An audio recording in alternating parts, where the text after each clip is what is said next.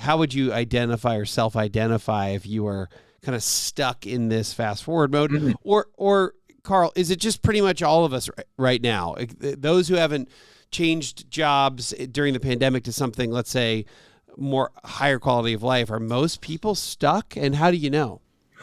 I think many people are, possibly even most. Yeah. How do you know? I think there's a long list of, what's the word, symptoms maybe, or alarm bells that you can see. I'll give you three that jump to mind to start with. Yeah. The first, we touched on it a moment ago, is exhaustion. Yeah. It's just feeling wiped out, either during the day or certainly by the end of the day. I think the body very often is the barometer, right? It's the canary in the coal mine that sends the message saying, you are just living way too fast. So before you get to the burnout or the, whatever the serious health problem is, the body will be sending you messages, and the message that comes through loud and clear, telling you that you're living too fast, is that you're tired all the time. Yeah, that's one good marker. A second is if you are thinking constantly about time, right? If you are freaking about the minutes, you're looking at your watch, you're thinking, oh, it's 10 minutes to this, what can I do? Because when you get into a slow state, people talk about being in a flow state, yeah? When you're completely engaged in an activity or a task, you're fully there.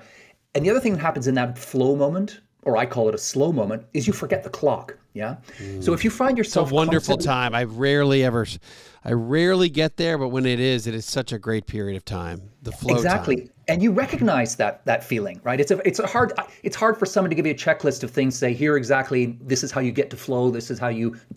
We just know it. It's like when you've eaten too much candy, you haven't counted the candy, but you know you've eaten too much candy, right? You just know it. And I think we know that state of flow or state of slow when we're in it.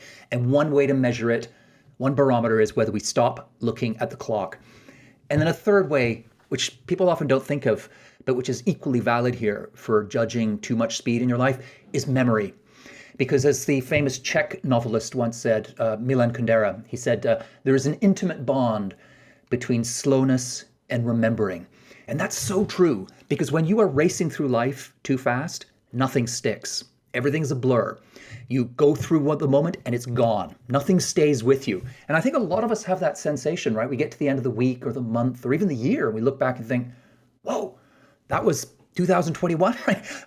I can't remember what I had for dinner last night, or, I finished a Netflix series 2 days ago and I don't remember how it ended, right?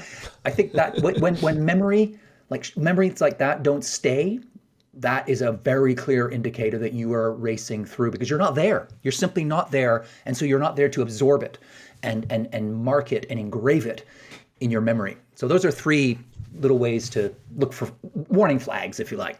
Yeah. So if our audience is experiencing those, which is we're always worn out, exhausted at the end of the day, end of the week.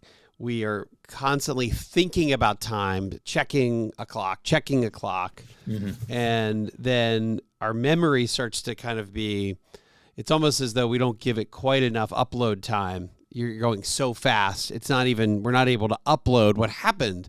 What day is it? Wait, was that Tuesday, Wednesday, or was that 2 weeks ago?